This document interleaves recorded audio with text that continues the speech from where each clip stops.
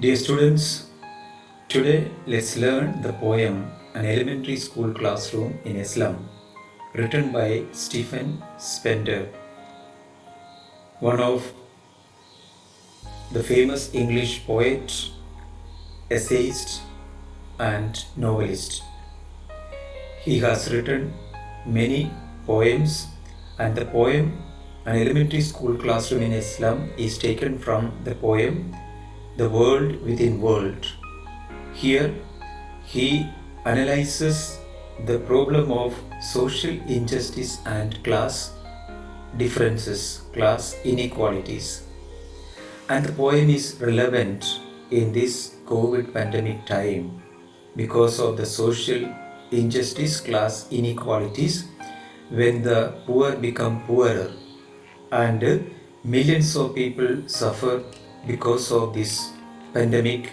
And according to the estimate of World Health Organization, the post-pandemic era is going to be one of the worst for the poor countries, where the miseries, poverty, and suffering will continue for millions of people, especially in the third world, where the have-nots will have the worst time. Now, let's move on to the poem An Elementary School Classroom in Islam, written by Stephen Spender. Stephen Spender, an English poet, essayist, and novelist, one of the pioneers of poetic movement in 1930s. He took keen interest in the social and political problems. In this poem, he has concentrated on themes of social injustice and class inequalities. Let's come to the theme of the poem. Stephen Spender attacks on the capitalistic economies in which the rich becomes richer and the problems and miseries mar the lives of the poor. The poor are devoid of any opportunities and have become prey to social injustice. Spender demands equal opportunities for education, freedom, success for the poor and the underprivileged. He brings out the miserable condition of the children of the slum and inadequate educational facilities given to them. Stephen Spender beautifully brings out the themes of social injustice and class inequalities. Now let's come to the first stanza. The poem consists of 4 stanzas. In the first stanza, he speaks in details about the slum children. In the second stanza, he speaks of the slum classroom, and third stanza describes a slum, and in the fourth stanza, he gives an optimistic note, an appeal to the people, to the rich, to change the world of the poor. Now let's take the first stanza. Here he describes the slum children malnourished and sick. Far, far from gusty waves, these children's faces do not have the energy, enthusiasm which is supposed to be there. And the hair is scattered like rootless weeds, uncombed hair scattered on the pale face. They have no exposure to the real world. They are unkempt or unclean, hungry, weak, and emaciated. Emaciated means weak. And then there are the description of 4 children. First one is a tall girl who is ill and exhausted, physically, emotionally, and mentally ill and exhausted.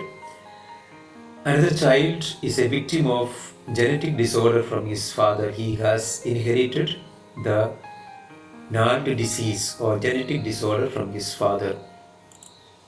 And then there is a child sitting at the back bench, but he he is lost in the dream of freedom, which is enjoyed by the squirrels in the tree room or in the trees.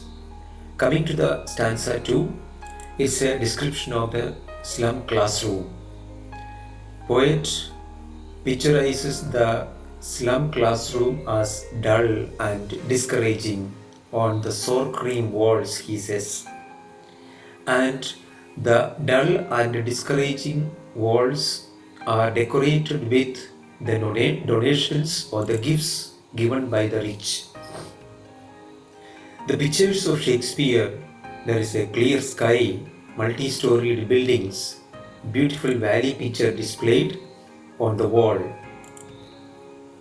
But all these pictures, whether it is Shakespeare or the map or the Tyrolese valley picture, beautiful one, which has no connection with the real life of the slum children, because their life is restricted to the slums, dirty mud structures. But these are meant for the rich, as they do not help the slum children, whether it is a portrait of Shakespeare symbolizing the education knowledge or the exposure to the world that map symbolizes, and beautiful valley, all these are meant for the rich. These pictures fail to liberate them from the congested slum atmosphere. Now let's see some of the expressions used in the poem. First one, the head weighed down, referring to the tall girl in the first stanza, the first child, that tall girl who is physically exhausted because of the malnutrition, emotionally because of poverty. Then there is a paper seeming boy, very thin, hungry and weak.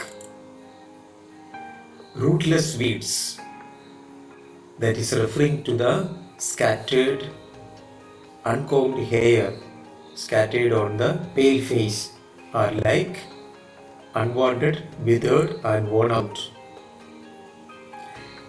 The paper seeming boy in the second child's description, the paper seeming boy with rat's eyes, referring to searching for food and betterment. The stunted, unlucky hair of twisted bones, referring to, as a third child sitting in the slum classroom, that is referring to the inherited disability and stunted growth. Shakespeare's head in the classroom wall symbolizes education, power and knowledge. The map gifted by the rich symbolizes exposure to the world of freedom, opportunities to explore the world. Cramped holes, the reference is given in the third stanza, referring to the congested slums. Now let's see the poetic devices used in the poem. The simile in the first stanza, second line, the hair is like rootless weeds. And third stanza, the children, that bottle bits or stones, that is very delicate and disease prone. Like catacombs in the fourth stanza, comparison, the simile is there. The future of children will be buried like the burial grounds or the catacombs. Slum is like a doom or the hell. Alliteration, that is another poetic device used. Surely Shakespeare, the first sound repeated in the second word, that is alliteration. Surely Shakespeare. Bottle, bits, B, that is repeated. Images and symbols, that is Shakespeare's head, symbolizing knowledge, power, education. Tyrolese valley, that is a beautiful valley picture. Open-handed map, exposure to the world outside and the sun, bright future. Metaphor, gusty waves, rat's eyes, lead sky, tree room, cramped holes and slag heap. Thank you.